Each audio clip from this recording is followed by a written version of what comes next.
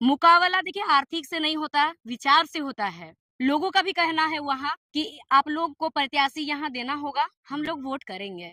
सूर्य नारायण हांसदा की पत्नी को जेल कैंप की ओर से प्रत्याशी बनाने की मांग कई कार्यकर्ता लोग दबे स्वर ही सही कह रहे थे। तो अगर ऐसा किया हो जाता है तो कैसा हो? घाटशिला विधानसभा चुनाव को लेकर के क्या कुछ बातें निकल करके सामने आई? सबसे पहले आपको जोहार, आपका चैनल के माध्यम से सभी को मेरा जोहार।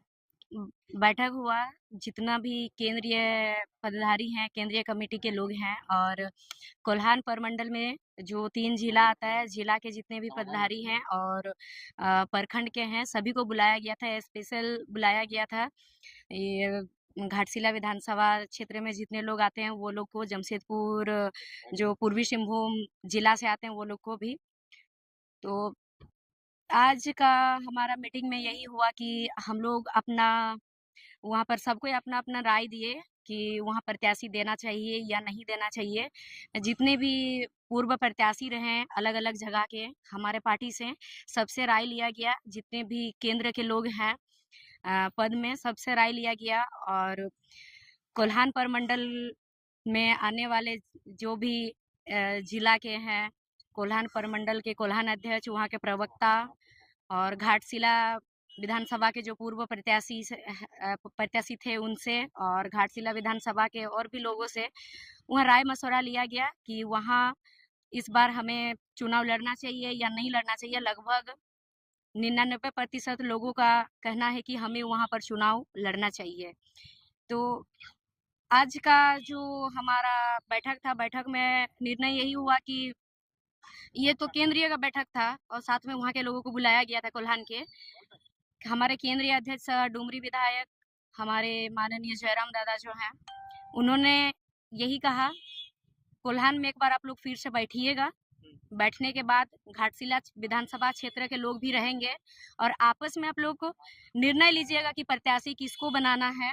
आप लोग तय हो गया। हाँ, चुनाव लड़ना तय हो गया है। लेकिन अब लेकिन बार बार यही दिक्कत आता है कि प्रत्याशी का जब घोषणा होता है तो आपस में विवाद उत्पन्न हो जाता है। नहीं नहीं, वो देखिए वो प्रथम बार हमारा पार्टी से चुनाव लड़ा गया था और जैसे कि हमारा पार्टी में ज्यादातर लोग हैं, आप देखिएगा युवा वर्ग के ही हैं जो कि पहले कोई राजनीतिक से जुड़े हुए नहीं थे, तो शायद सीखने में भी एक बार समय लगता है।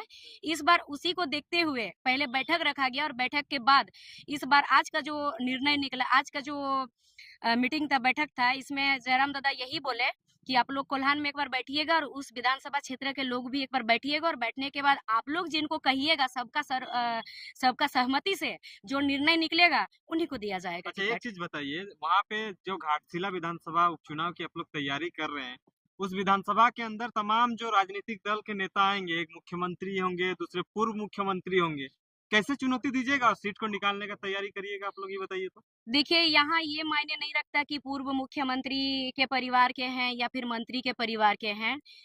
यहाँ शायद पूर्व मुख्यमंत्री के जो परिवार के जो रहेंगे, हाँ, जो पूर्व मुख्यमंत्री है वो सरायकेला विधानसभा से आते हैं, उनका घर है और उनका बेटा अगर वहां से चुनाव लड़ेंगे तो वो घाटशिला विधानसभा से नहीं है। और जो पूर्व मंत्री थे जिनका देहांत हुआ हाल फिलहाल में, उनके बेटे जो हैं उनका भी अगर घर देखा जाए तो वे भी उस घाटशिला विधानसभा क्षेत्र के नहीं है। हो सके वहाँ के लोगों के ऊपर एक, देखिए हम लोग जा करके वहाँ पर समझा सकते हैं, बता सकते हैं और स्टार प्रचारक देवी मातो और पूजा मातो होंगे। जी होंगे, लेकिन ये बात पहले पूरा होने दीजिए। तो वहाँ पर जा करके लोग भी वहाँ के लोग देखेंगे कि हम लोग को क्या करना है, क्या नहीं करना है।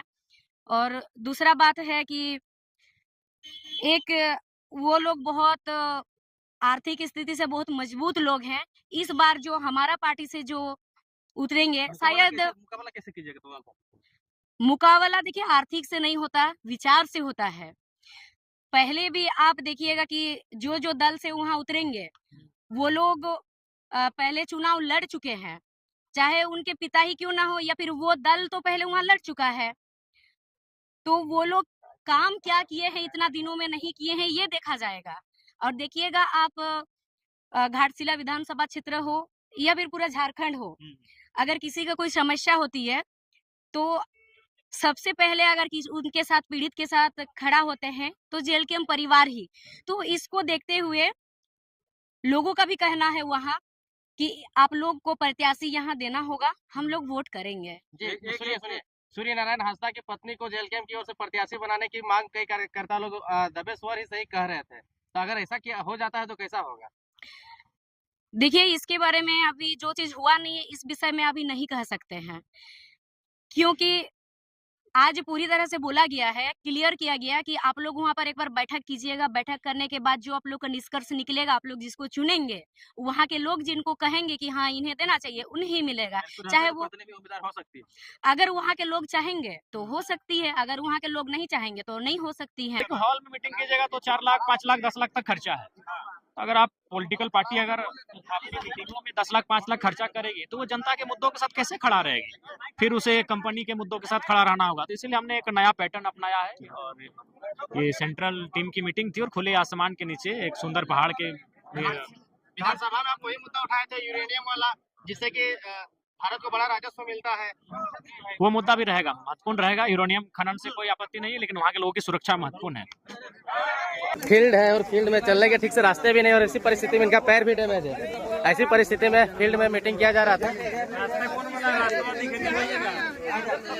और देख सकते हैं विधायक जी, डॉक्टर आपको रेस्ट करने बोला, पहाड़ पर वो तो मीटिंग कर रहे हैं। लेकिन नहीं, इम्पोर्टेंट मीटिंग था, फिर बहुत दिन बाद, बहुत दिन समय नहीं है, घाटशिला का उपचुनाव शुरू हो जाएगा, तो इसलिए रिस्क लेना पड़ा। कैसे प्रचार कीजिएगा ऐसे में? नहीं, तब तक हमको लगता है खोल खाल देंगे, तब तक ठीक भी हो जाएंगे। ये बाइक में बैठ जाओ। बाइक, हाँ बाइक